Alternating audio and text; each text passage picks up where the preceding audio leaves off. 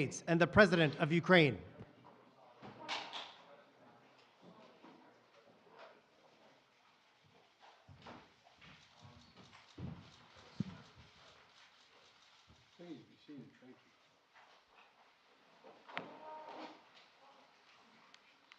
President Zelensky, I'm honored to welcome you back to the White House. We spent an awful lot of time on the telephone as well as on video, but it's good to see you in person again. And we've been in close and frequent communication throughout this conflict from the very beginning, but particularly, it's particularly meaningful to talk with one another in person, look each other in the eye, because leadership through this terrible crisis has inspired the Ukrainian people, as you have done, Mr. President, and the American people and the entire world. This visit to Washington, your first trip outside Ukraine since February, comes as President Putin is escalating his attacks, his brutal attacks, targeting critical infrastructure to make life as hard as possible for not only innocent Ukrainians, but children and young children, and everything from orphanages to schools. It's just outrageous what he's doing. And we've, as we've heard, as we head into the new year, it's important for the American people and for the world to hear directly from you, Mr. President, about Ukraine's fight and the need to continue to stand together through 2023. This visit also falls on the 300-day mark of Russia's brutal invasion of Ukraine. 300 days since Putin launched an unprovoked, unjustified, all-out assault on the free people of Ukraine. 300 days of Ukrainian people showing Russia and the world their steel backbone, their love of country, and their unbreakable determination, and I emphasize unbreakable determination, to choose their own path. To Ukrainian people, I say to them all, you have demonstrated, you've shown your strong stand against aggression in the face of the imperial appetites of autocrats who wrongfully believed they might be able to make might right, and they're not able to do it. Thus far, they've stood alone, and but you haven't stood alone. You have had significant help. We've never stand alone. You will never stand alone. When Ukraine's freedom was threatened, the American people, like generations of Americans before us, did not hesitate. The support from all across this country, Americans of every walk of life, Democrats and Republicans alike, had the resources and to rebound and resounding united way to provide unequivocal and unbending support for Ukraine.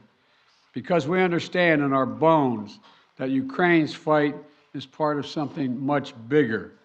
The American people know that if we stand by in the face of such blatant attacks on liberty and democracy and the core principles of sovereignty and territorial integrity, the world would surely face worse consequences.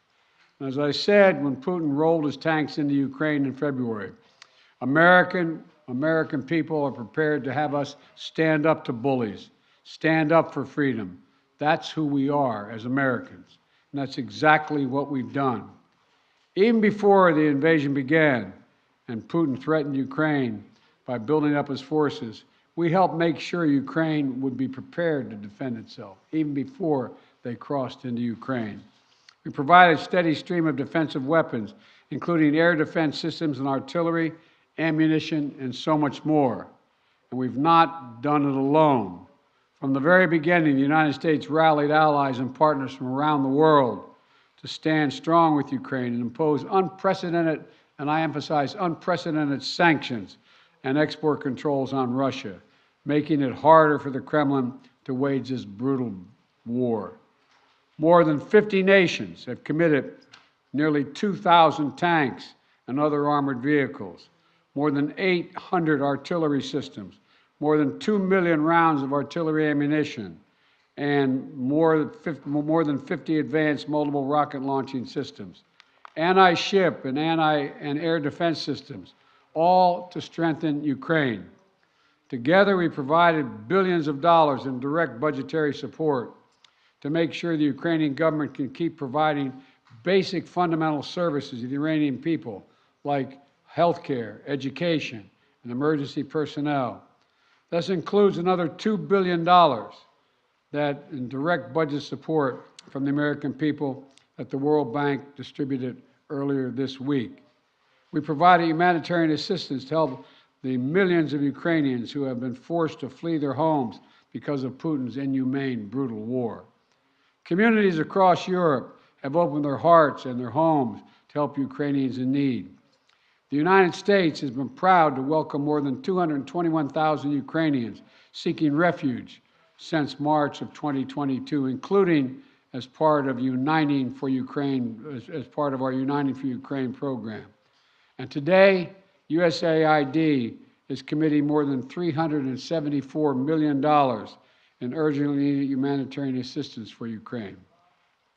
This will help provide food and cash assistance for more than 1.5 million Ukrainian people, as well as access to health care, safe drinking water, and help stay warm in the winter for more than 2.5 million Ukrainians.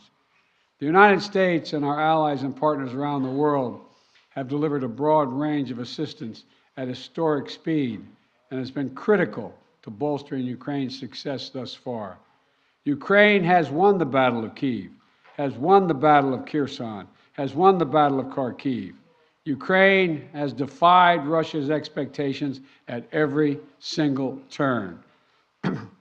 And President Zelensky, you have made it clear that he is open to pursuing, well, let me put it this way. He's not open, but you're open to pursuing peace.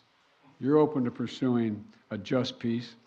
We also know that Putin has no intention of stopping this cruel war. And the United States is committed to ensuring that the brave Ukrainian people can continue to defend their country against Russian aggressions as long as it takes. And I want to thank the members of Congress for their broad bipartisan support to Ukraine. And I look forward to signing the omnibus bill soon, which includes $45 billion in additional funding for Ukraine. I'll also sign into law the National Defense Authorization Act, which includes authorities to make it easier for the Department of Defense to procure critical munitions and defense materials for Ukraine and other key materials to strengthen our national security. Today, I'm announcing the next tranche of our security assistance to Ukraine. $1.85 billion package of security assistance that includes both direct transfers of equipment that Ukraine needs, as well as contracts to supply ammunition Ukraine will need in the months ahead for its artillery, its tanks, and its rocket launchers. Critically, in addition to these new capabilities, like precision aerial munitions, the package will include a Patriot missile battery, which will train Ukrainian forces to operate as part of the ongoing effort to help bolster Ukraine's air defense. It's going to take some time to complete the necessary training, but the Patriot battery will be another critical asset for Ukraine as it defends itself against Russian aggression. Altogether, today's new security assistance with humanitarian funding amounts to $2.2 billion in additional support for the Ukrainian people. We should be clear about what Russia's doing. It is purposefully attacking Ukraine's critical infrastructure, destroying the systems that provide heat and light to the Ukrainian people during the coldest, darkest part of the year. Russia is using winter as a weapon, freezing people, starving people, cutting them off from one another. It's the latest example of the outrageous atrocities the Russian forces are committing against innocent Ukrainian civilians, children, and their families. And the United States is working together with our allies and partners to provide critical equipment to help Ukraine make emergency repairs to their power transmission systems and strengthen the stability of Ukraine's grid in the face of Russia's targeted attacks. We're also working to hold Russia accountable, including efforts in Congress that will make it easier to seek justice for Russia's war crimes in Ukraine. Let me close with this. Tonight is the fourth night of Hanukkah, a time when Jewish people around the world President Zelensky and many of the families among them honor the timeless miracle of a small band of warriors fighting for their values and their freedom against a much larger foe, and how they endured and how they overcame. How the flame of faith, with only enough oil for one day, burned brightly for 8 days. A story of survival and resilience that reminds us that the coldest days of the year, that light will always prevail over darkness, and hope drives away despair. And that the human spirit is unconquerable as long as there are good people willing to do what is right. This year has brought so much needless suffering and loss to the Ukrainian people. But I want you to know, President Zelensky, I want you to know that all the people of Ukraine to know as well. The American people have been with you every step of the way, and we will stay with you. We will stay with you for as long as it takes. What you're doing, what you've achieved, it matters not just to Ukraine, but to the entire world. And together, I have no doubt we'll keep the flame of liberty burning bright, and the light will remain and prevail over the darkness. Thank you for being here, Mr. President. We're going to stand with you.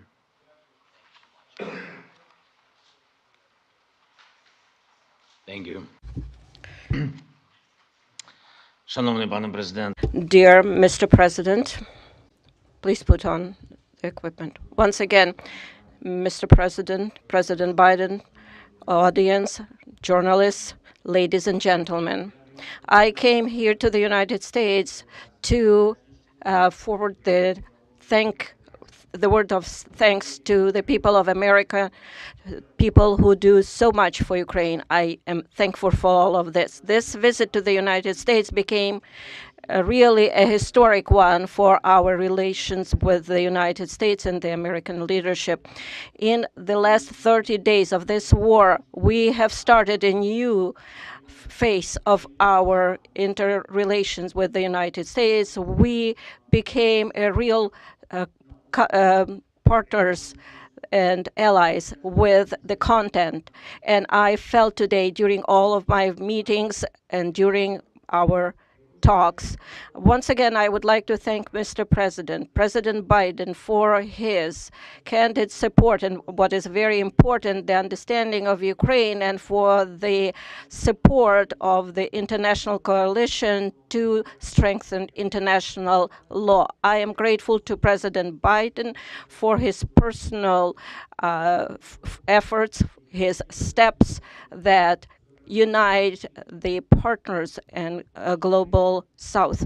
When all countries of the world take some position and are focusing on cooperation and mutual understanding, this is very useful for all of the countries, for Ukraine, for the United States. I want to thank the Congress for bipartisan, bicameral support, and I am looking forward to good meetings with the members of the Congress and their support. This is the visit that I'm here today to meet with the Congress. The main issue during my today's talks is to strengthen Ukraine. Next year, our movement forward to fight for our freedom and independence. I have good news returning home. President Biden announced a new package of defense support, about $2 billion, and the strongest element of this package is the Patriot battery systems, something that will strengthen our air defense significantly. This is a very important step to create secure airspace for Ukraine, and that's the only way we would be able to deprive the terrorist country and their terror attack to strike our energy sector, our people, and our infrastructure. We had a very good negotiation and talks about our strategic steps, which we discussed with President Biden, and what we expect next year and for what we are preparing. This is very important for all Ukrainians, and I am hopeful. And once again, thank you, Mr. President, for $45 billion because this is a big assistance, and I hope that the Congress will approve this financial assistance for our country. This is almost 45 billion. Thank you very much for the support. Every dollar of this investment for the United States is going to be a strengthening of global security. I know that the American leadership will be strong and will play important role in global scope. And the United States will help us to defend our values and independence. And regardless of changes in the Congress, I believe that there will be bipartisan and bicameral support.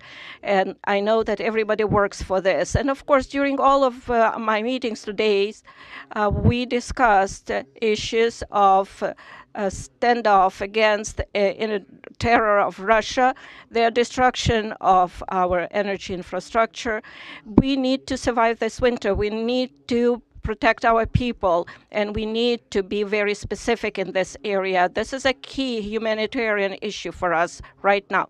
This is the survival issue. We are discussing sanctions and legal pressure on the terrorist country Russia. Russia needs to be held accountable for everything it does against us, against our people, against Europe and the whole free world. And it is very important that we have the peace formula. And for that, we offer very specific steps what America can do to help us to implement them. We propose global formula for peace summit. I'm thankful for our American counterparts that they feel us and understand how important it is to continue and stay on course and work on integrity of the country and international rule of law. We will also need, as soon as our defense capabilities will be strengthened in the next few months. I don't want to discuss it in details right now. I believe you understand why, but I am very grateful to President Biden.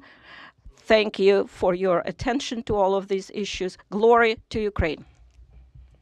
Very much, Mr. President. We're going to take questions from 4 different reporters, and let's start with Alex of Yahoo News. Thank you, Mr. President. In 2022, you presided over a bipartisan international coalition to support Ukraine. How will you keep that coalition from fraying in 2023? And President Zelensky, welcome to Washington on this beautiful winter day. What is your message to the American people? Well, answering your questions first, I'm not at all worried about holding the alliance.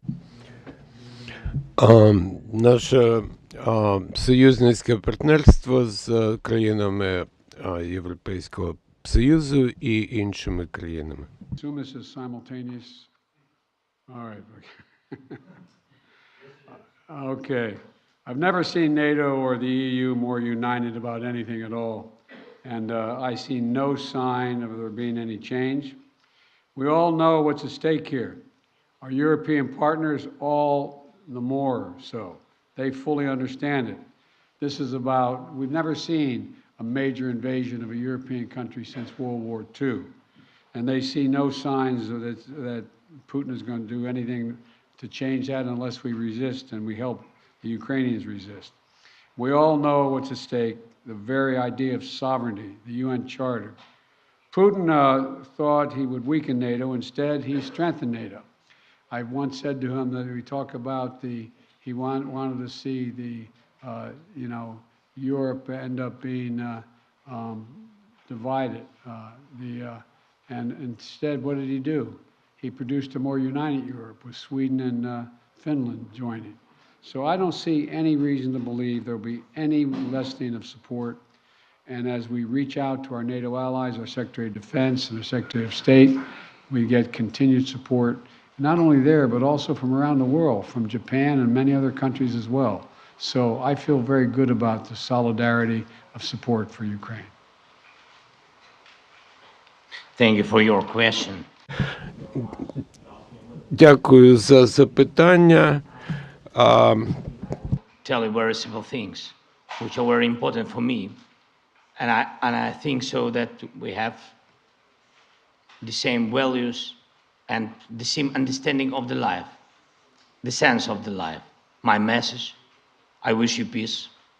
I think that is the main thing, and you understand it only when the war in your country, when somebody like these terrorists from Russia come to your houses. And I wish you to see your children alive and adult. And I wish you to see your children when they will go to universities and to see their children. I think that is the main thing what I can wish you. And of course, to be together with us, jointly, because we really fight for our common victory against this tyranny. That is real life, and we will win. And I really want win together. Thanks so much. Not want, sorry, I'm sure. You call on one of your people, press person? Yeah.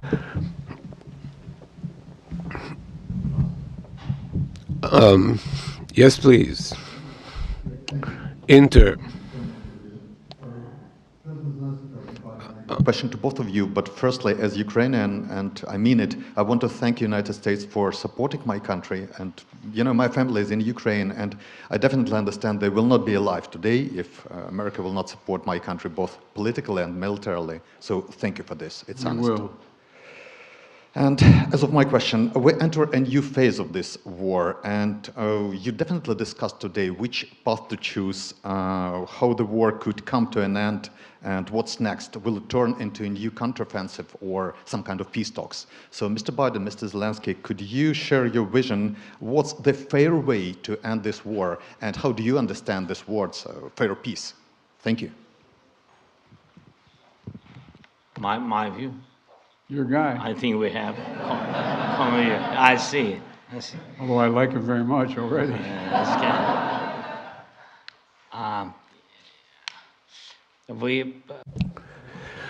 You have started this question.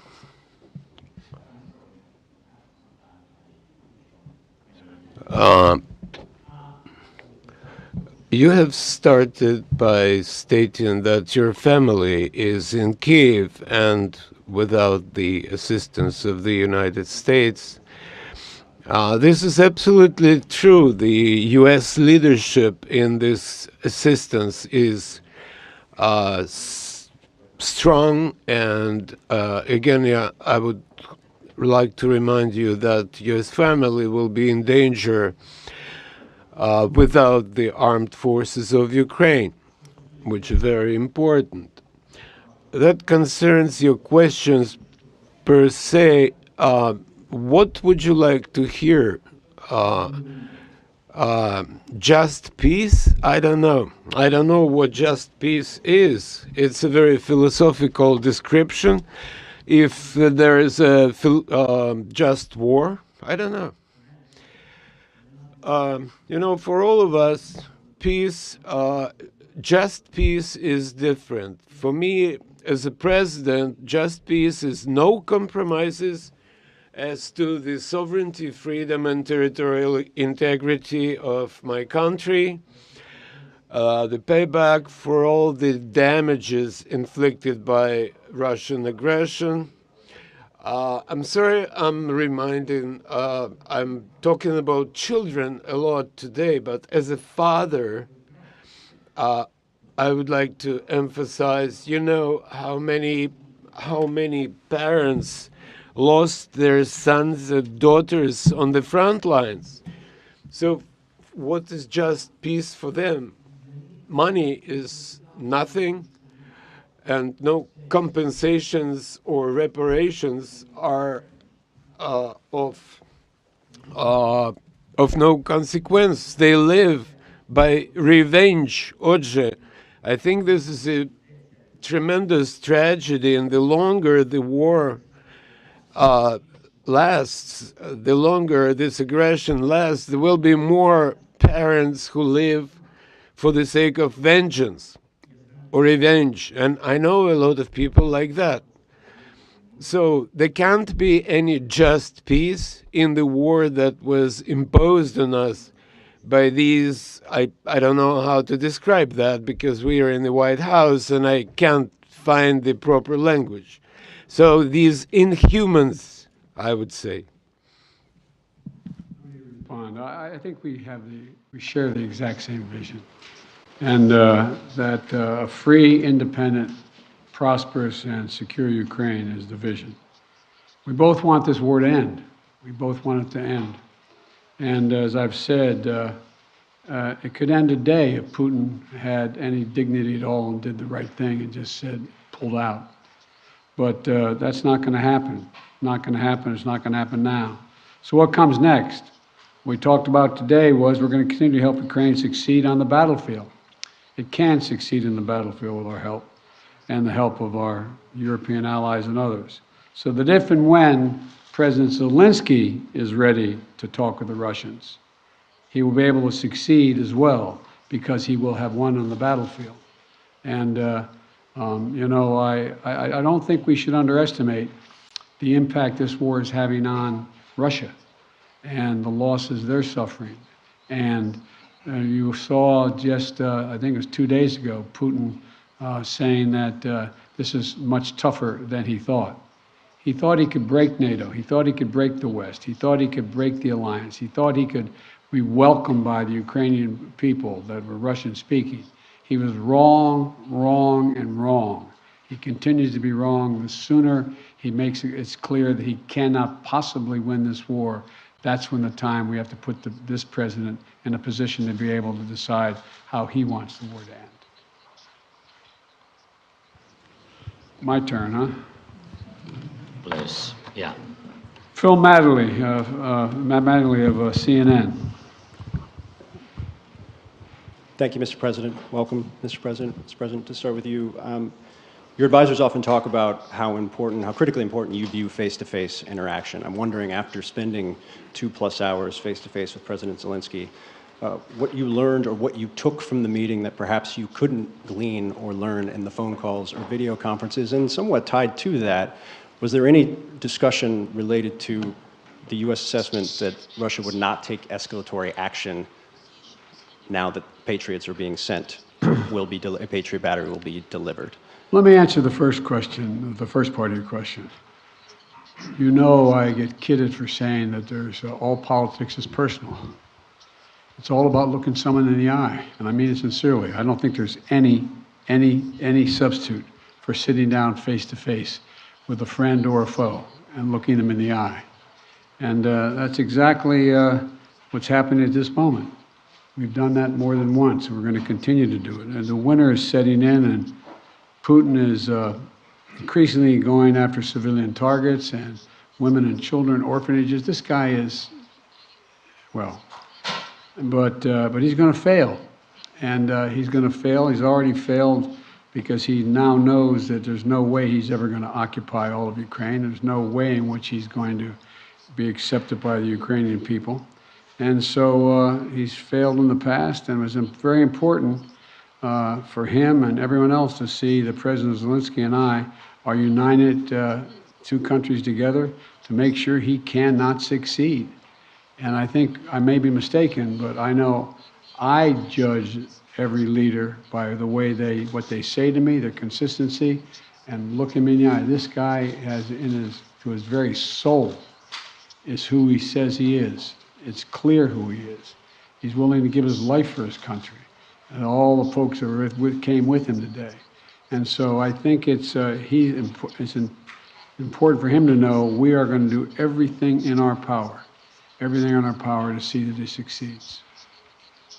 Thanks. What was the second part of your question? I just asked if you had discussed how the U.S. calculated the escalatory effect of sending a Patriot missile battery to Ukraine.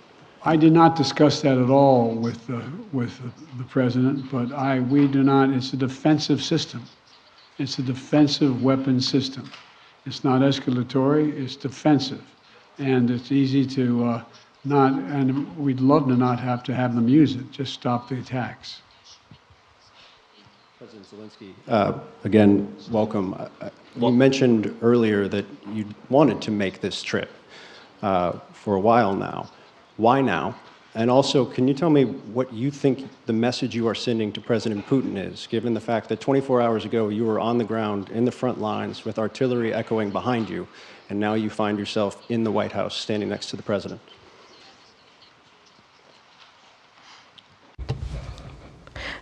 Thank you very much for your question. As to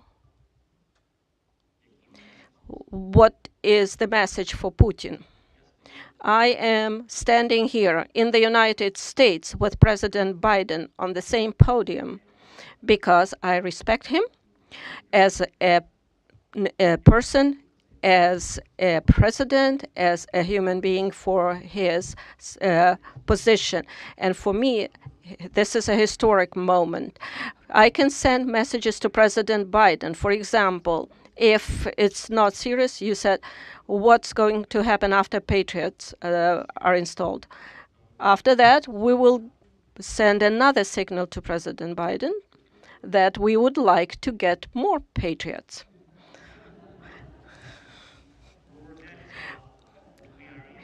I'm really sorry.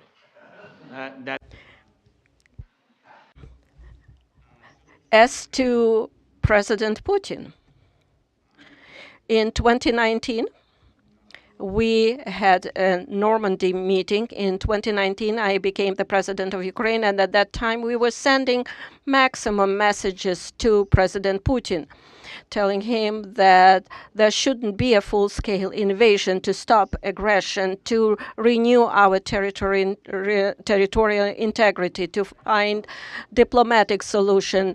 God forbid, we should not have a full-scale war. At that time, he said, it won't happen. He was lying. So what kind of message I can send him after he actually destroyed our life, is destroying our life?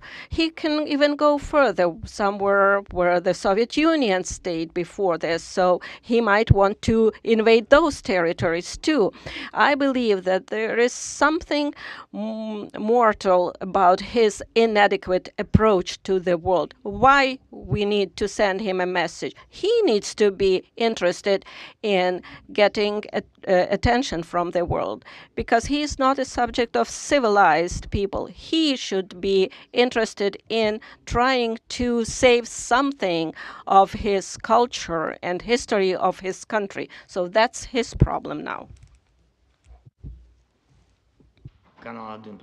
This will be the last question. Olga Kushelenko, 1+1 TV channel. When the full-scale invasion started, U.S. officials said that Ukraine cannot receive Patriots because, as you said, it might be unnecessary escalation. And now it is happening. Right now, today, it is happening. And now Ukraine desperately needs more capabilities, including long-range missiles, ATACMS. Maybe I sound naive, but can we make a long story short and give Ukraine all capabilities it needs and liberate all territories rather sooner than later? Thank you. Well, his answer is yes.